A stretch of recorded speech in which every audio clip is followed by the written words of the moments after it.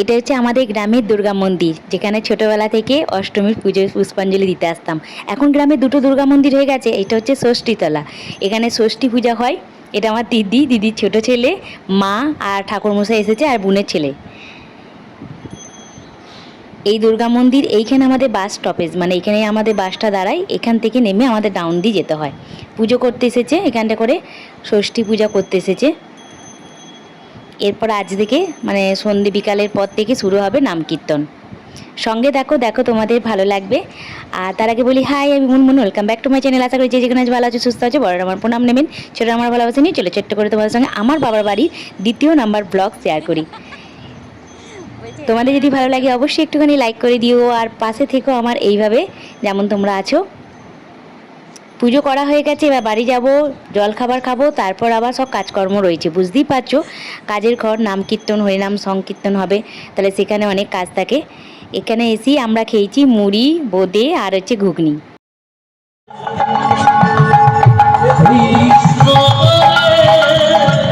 ওই বিকাল 3টে বাজবে।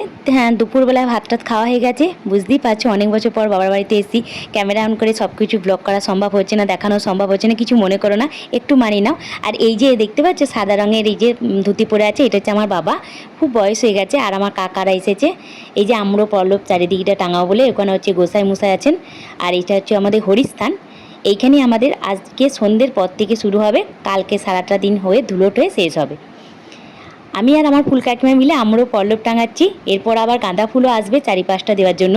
যে দাদাটা নিয়ে আসে, একটু গ্রামটা থেকে আমাদের অনেকটা দূরে গাঁদা ফুলের মালাটা পাওয়া যায়, সেখান থেকে নিয়ে এসে তারপর আবার ওই গাঁদা ফুলের মালাগুলো 4-5টা দেবো। সেজ কাকা, জামাইবাবু, ওইটা হচ্ছে আমার বড় জামাইবু, এটা আমাদের সেজ কাকা, এটা সেজ কাকা।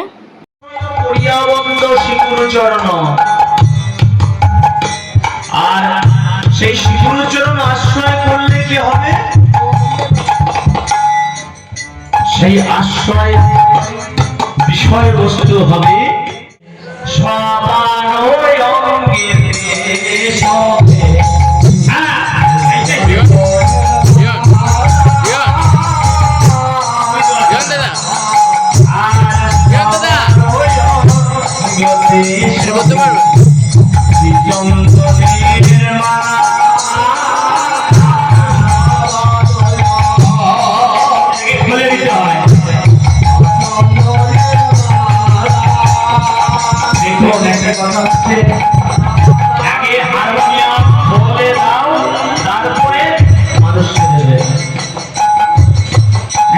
ভালো করে শুনুন। নাম সংকীর্তন এমন একটা জিনিস, এই মধুময় জিনিসটাকে আরো মধুময় করতে গেলে সবার সঙ্গে অ্যাডজাস্টমেন্ট দরকার। অ্যাডজাস্টমেন্ট যদি না হয় সেটা কিন্তু মাথা চোখা হবে না বাবা। তেমনি নাম সংকীর্তন যদি মাথা চোখা না হয় ভালো লাগে না। গান বাজনা শ্রীচন্দনের মালা রে,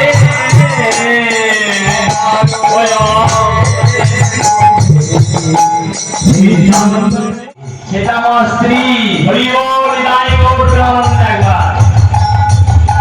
এই কলিযুগে এটাই হচ্ছে, আরো ঘটবে।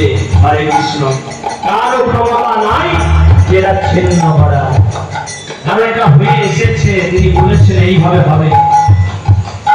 এমন অবস্থায় রাজা পরীক্ষিতের সঙ্গে কলি যুদ্ধ হলো, কলি পরাজিত হলো। দেখুন মহারাজ,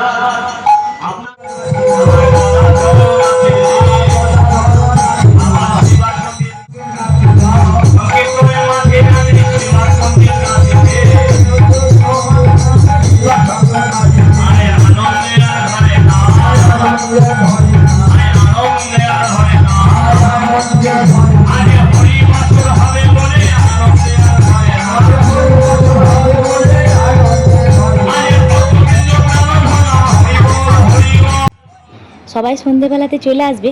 তবে কি হয়েছে জানো তো, তোমাদের তো এটা পরে ভয়েস ওভার দিচ্ছি। প্রচণ্ড পরিমাণে ঝড় উঠে গিয়েছিল রাত্রি 9টার পর। এতটাই অসুবিধা হয়ে গিয়েছিল, নালে বাবা রাত্রিবেলাতে যারা হরিনাম শুনতে আসেন তাদের খাওয়া দাওয়ারও ব্যবস্থা করেছে। পরের দিন তো ভোগ খাওয়ানোর ব্যবস্থা আছেই, কিন্তু আজকেরও খাওয়ানোর ব্যবস্থা ছিল, কিন্তু ওই যে জল বৃষ্টির জন্য সবাই চলে গেছে। তোমাদের সঙ্গে জানি না কতটা শেয়ার করতে পারবো। এরপর সন্ধে আরতিও হবে। আর এদিকে আমি গাঁদা ফুলের মালাগুলো নিয়ে গাঁথতে বসেছি, গাঁদা ফুল নিয়ে এসেছিলো। আর এইটা হচ্ছে আমাদের গোপাল নারায়ণ, এইখানে আমাদের মন্দির, এটা আমাদের মন্দির, মন্দিরের সামনেই হরিস্থান। এটা বাবা নিজে বানিয়েছে, এই যে বাবু। আর এইখানে আমাদের হরিনাম কীর্তন হচ্ছে, সঙ্গে থাকো, এরপর আরতিও হবে।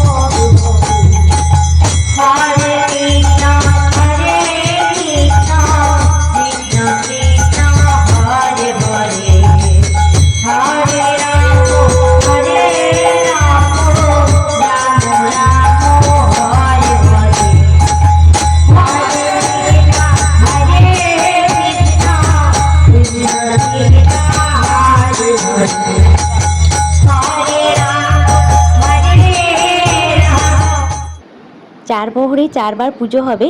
আর দুটো দল আছে, গ্রামের দল একটা আর একটা বাইরে থেকে এসছে। এই যে গ্রিন কালারে যে শাড়ি পরে যারা হরিনাম কীর্তন করছেন তারা হচ্ছে বাইরে থেকে এসছে। আর আমাদের গ্রামেরও একটা দল আছে, তারাও এক প্রহরে করবে, এইভাবে অল্টারনেট করে করবে, মানে এক প্রহরে এরা এক প্রহরে ওনারা, এইভাবে করবে। আর গোসাই মশাই এখন আরতি করছেন। আর এইদিকে যে নিয়ে দাঁড়িয়ে আছেন সেটা হচ্ছে আমার জামাইবাবু, এই যে এই সাইডে টি শার্ট পরে। আর এখানে গ্রামের লোকেরা আস্তে আস্তে আসছে, বুঝতেই পারছো সন্ধেবেলা সবার ঘরেতে একটুখানি সন্ধে দেওয়া আছে, অনেক কিছু কাজকর্ম তারপর হবে। সঙ্গে থাকো, দেখো তোমাদের কেমন লাগে। এরপর আরও ভালো ভালো ভিডিও আসে। ভিডিওগুলো ভালো লাগলে, আমার ব্লগ ভালো লাগলে প্লিজ চ্যানেলটাকে সাবস্ক্রাইব করে রেখে দিও। ভালো লাগলে প্লিজ একটা লাইক করে দিও। কেমন লাগছে তোমাদের এই ব্লগগুলো অবশ্যই একটু কমেন্ট বক্সে লিখে জানিও। দেখতেই পাচ্ছ আস্তে আস্তে কত গ্রামের লোকেরা আসছে। আমাদের বাড়িতে আমার বাবারা হচ্ছে 5 ভাই, এবার 5 ভাই, কাকিমারা আছে, কাকুরা আছে, সবাই আছে এখানে। ঠাকুমার তো খুব বয়স হয়েছে, চেষ্টা করব ঠাকুমাকে তোমাদেরকে একবার দেখাতে, কিন্তু জানি না এই কাজঘরে মাথায় তোমাদের দেখাতে পারবো কি না। ঠাকুমার প্রায় 97-98 বছর বয়স হয়ে গেছে।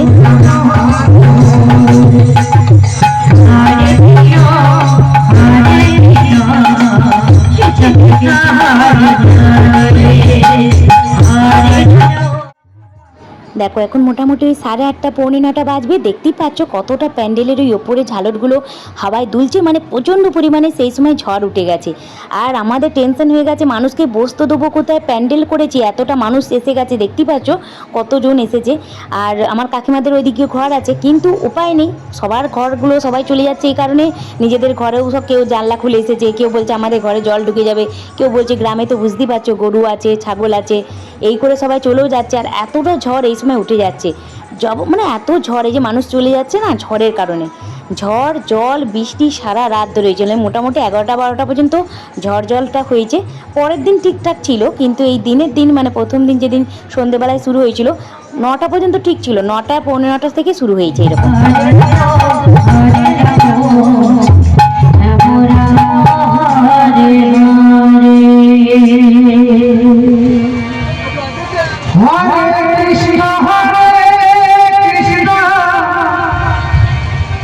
কৃষ্ণ কৃষ্ণ হরে হরে নিতাই গৌর হরি হরি হরি হরে রাম হরে রাম।